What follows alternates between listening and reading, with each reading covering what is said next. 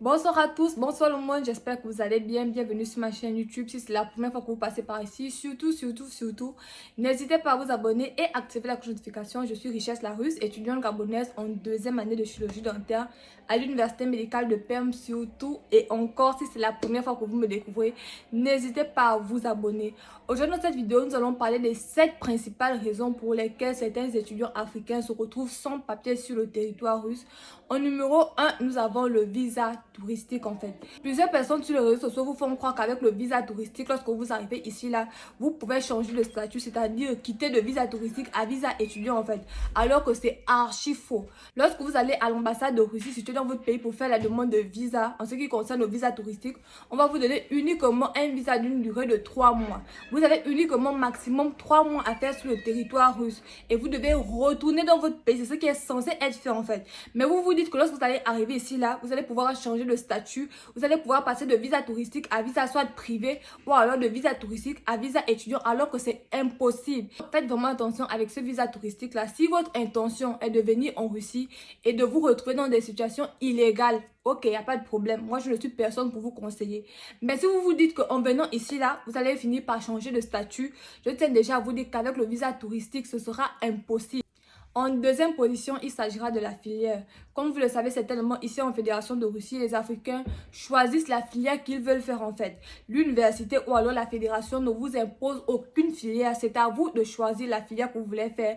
Et c'est dans ce trou-là que plusieurs personnes tombent en fait. En se disant que voilà, la pénurie de main-d'œuvre, peut-être dans les domaines de la médecine, dans les domaines de l'ingénierie, dans les domaines juridiques, tout en sachant que c'est vous qui avez fait le bac littéraire. C'est vous qui n'aimez pas étudier. C'est vous qui n'aimez pas vous concentrer. C'est vous qui aimez dormir. C'est vous qui avez déjà un âge avancé. C'est vous qui avez déjà les problèmes. Vous êtes déjà légalement marié. Vous avez déjà une famille. Maman et papa comptent déjà sur vous. Donc, il y a tellement plusieurs facteurs qui font que vous ne pouvez pas faire un certain type de filière. Je vois mal un père de famille faire la médecine, venir ici en Russie et faire encore dès la première année la médecine en fait. Parce qu'ici, là, il y a l'emploi du temps. Les horaires sont très chargés. Il n'y aura pas le temps de partir au travail. Je prendrai l'exemple de quelqu'un qui vient faire par exemple la médecine à un âge avancé avec plusieurs responsabilités au pays. Lorsque vous arrivez ici là, en première année vous commencez les cours à 8h30, vous pouvez finir les cours à 17h ou alors à 16h. Mais lorsque vous avez fini tôt, c'est à 15h, mais c'est généralement à 16h ou 17h. Donc, lorsque vous prenez une filière comme la médecine et que vous devez nourrir la famille au pays, lorsque vous êtes tout le temps dans les entreprises comme Ozone ou alors, je ne sais même pas, les boulangeries pour travailler, si au premier examen, vous ne validez pas votre premier examen, on vous donne 2 chances. Vous allez à la deuxième chance, vous ne validez pas. À la troisième chance, si vous ne validez pas toujours, on va vous exclure. Et lorsqu'on vous exclut, on met un cachet sur votre passeport en vous donnant une date limite pour quitter le territoire russe en fait. En sachant qu'au pays, il y a des gens qui n'ont jamais quitté une ville pour une autre, mais qui ont le commentaire dans la bouche comme c'est pas possible. Elles n'ont jamais voyagé, elles ne sont jamais allées nulle part, elles n'iront jamais nulle part. Mais c'est elles qui vont toujours dire « Ah, toi tu es arrivé et tu repars. Non, mais ceux qui sont là-bas font comment et tout. » Et le pays, et les Africains. Tu ne vas pas aussi venir faire pour toi. Si tu réussis à t'en sortir, tant mieux pour toi. Non. Ton frère est parti, il n'a pas réussi, il rentre au pays. Te voilà maintenant. Mais non, il y a d'autres personnes qui partent, qui s'en sortent. Je connais X personnes qui allaient, qui a construit la maison à sa mère. Mais toi, comment tu as pu partir? Après, tu reviens sans atteindre tes objectifs et tout. Et c'est à cause de ce genre de mentalité que plusieurs personnes refusent de retourner au pays, même si on vous a déjà retiré le visa en fait. Beaucoup d'étudiants africains se retrouvent sans papier ici, là, juste à cause de ce ressentiment en se disant que voilà, j'ai échoué. Ce que je suis venu faire, je n'ai pas pu le faire. Donc, mieux, je reste ici là sans papier en Russie au lieu de retourner au pays et affronter les commentaires. En troisième position, il s'agira du choix de la ville. Vous allez excuser le terme que je vais employer, mais il y a plusieurs gigolos sur les réseaux sociaux qui disent que pour réussir son immigration, il faut forcément immigrer dans les villes comme Moscou ou alors Saint-Pétersbourg, alors que c'est archi faux. Pour les étudiants, si vous venez vraiment pour les études, je vous déconseille les villes comme Moscou et Saint-Pétersbourg. Les étudiants qui sont à Moscou, la plupart à 80%, ce sont des boursiers. Ce sont des gens qui ne payent pas leur scolarité. Ce sont des gens qui ne payent pas les dortoirs. Ce sont des gens qui chaque fin du mois reçoivent des allocations.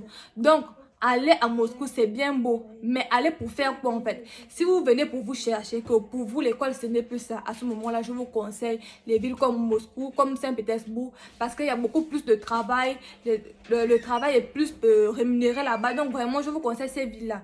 Mais si c'est pour venir étudier, quelqu'un qui veut par exemple faire la médecine, si tu veux faire la médecine, que tu es contractuel, ça veut dire que tu vas toi-même payer ta scolarité, je te déconseille les villes comme Moscou, Saint-Pétersbourg, vraiment. Il faut prendre les villes à l'intérieur du pays en fait. Il y a des bonnes petites villes comme Tver, Voronezh, comme Perm aussi, où vous pouvez venir faire vos études médicales sans aucun problème en fait. Maintenant, je vais vous expliquer pourquoi est-ce que je dis que le choix de la ville fait partie des raisons pour lesquelles certains Africains deviennent sans papier ici en Russie. Vous devez savoir que le prix de la scolarité varie en fonction des villes et en fonction des universités. Si par exemple informatique à Stavropol coûte, je dirais, 800 000 francs CFA l'année ou alors 1 million de francs CFA l'année, cette somme-là ne sera pas la même à Perm, ce ne sera pas la même à Ekaterinbourg, ce ne sera pas la même à Saint-Pétersbourg. Le prix varie vraiment en fonction des villes et en fonction des universités. Dans les villes comme Moscou, la scolarité est plus élevée, le coût de vie est plus élevé, tout est plus élevé là-bas à Moscou. Si vous prenez une filière comme la médecine, à l'université de l'amitié des peuples, là-bas la scolarité est 5-6 fois plus élevée que dans les villes à l'intérieur du pays en fait. Donc lorsque vous intégrez cette université-là, si l'université se rend compte que financièrement ça ne va pas chez vous, vous avez du mal à payer la scolarité, vous avez du mal en tout en fait, en ce qui concerne l'argent, les études, ça ne va vraiment pas. En ce moment-là, elle est en mesure de vous retirer votre visa en fait. Mais elle va vous donner un délai par exemple de 1 semaine, voire même 2 semaines pour pouvoir quitter le territoire russe. Et comme je le dis, c'est vraiment compliqué pour quelqu'un qui est venu pour un objectif, qui n'a pas atteint cet objectif-là de retourner au pays avec les critiques qui sont au pays, avec les gens qui n'ont jamais voyagé mais qui vous diront toujours, tu aurais pu faire ça, pourquoi tu n'as pas fait ça, mais les autres font comment en fait. Beaucoup de personnes se retrouvent sans papier ici là, juste à cause du mauvais choix de la ville. Choisissez la ville qui vous correspond le mieux en fait. Ce n'est pas parce que quelqu'un vit à Moscou, cette personne n'est peut-être pas là pour les études. Vous aussi, vous allez suivre la personne alors que vous êtes là pour les études.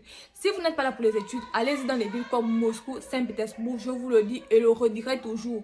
Choisissez les filières vraiment qui n'ont ni tête ni queue. Des filières très basiques. En 4e position, il s'agira de l'effet de masse et les Africains. Si je vous dis que les Africains font les bagarres ici, est-ce que vous allez me croire?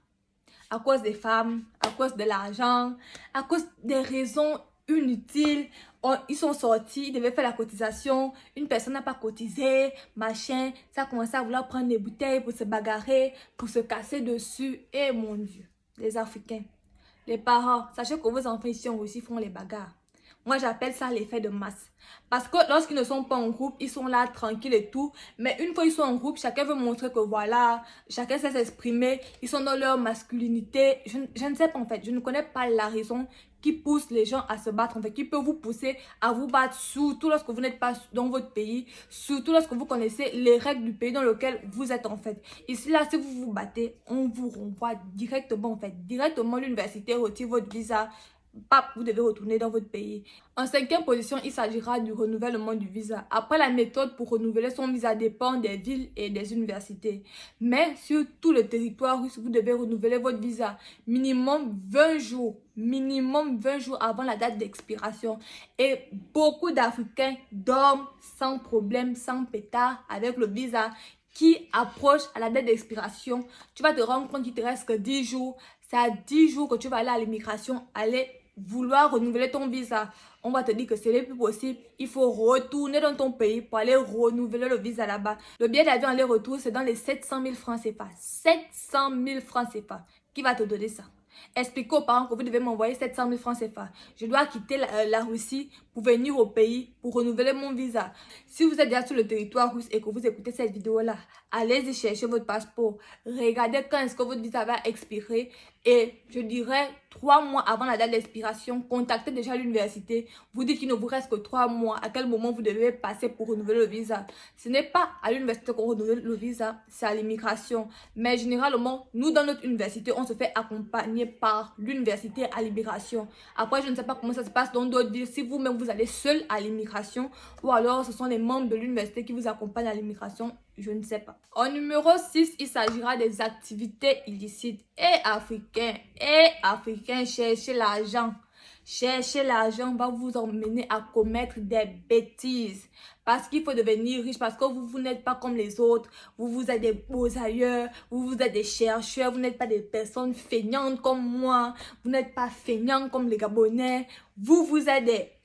Et les gens ce sont des personnes qui savent chercher l'argent. Au final, pour que votre nom soit encore plus gâté qu'il ne l'est déjà. Et vous n'allez pas vous respecter à un moment donné. Le call center, c'est vous. Tout ce qui est bizarre, c'est vous. Toujours. Là, je m'adresse à une communauté. Toujours le négatif, vous êtes dedans. C'est à cause de ce qu'on ne vous fait plus confiance. Histoire du call center, là, si vous cherchez job étudiant ici en Russie et qu'on vous propose de faire le call center, ceux qui sont déjà en Russie savent de quoi il s'agit. Appelez les gens, parlez d'une société que vous savez qu'elle n'existe absolument pas. Poussez ces personnes à investir tout en sachant qu'elles ne vont rien gagner. Mais en plus de ça, elles vont perdre l'argent. Vraiment, je ne vous conseille pas de le faire. Mais si on vous attrape, non seulement on vous retire votre visa, vous devenez sans papier, mais en plus de cela, vous allez faire de la prison et vous allez avoir une grosse amende.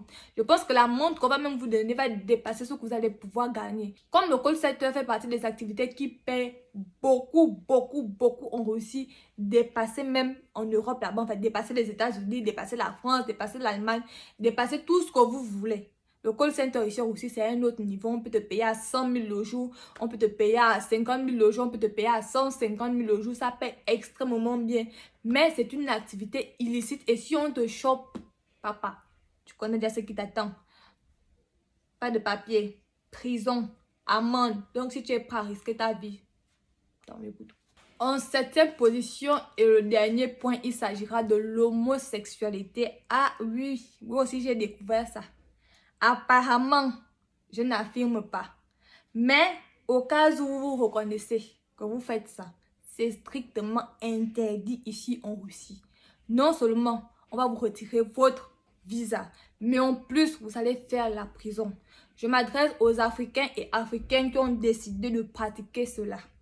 Arrêtez ça maintenant parce que si on vous chope vous-même là-bas, ça fait partie des différentes raisons qui pourront vous emmener à devenir sans papier sur le territoire russe. L'homosexualité est interdite et punie par la loi. On s'arrête là pour aujourd'hui. J'espère que vous aurez aimé la vidéo. Surtout, n'hésitez pas à liker, à vous abonner, à activer la cloche de notification. On se retrouve pour la prochaine. Bisous à vous.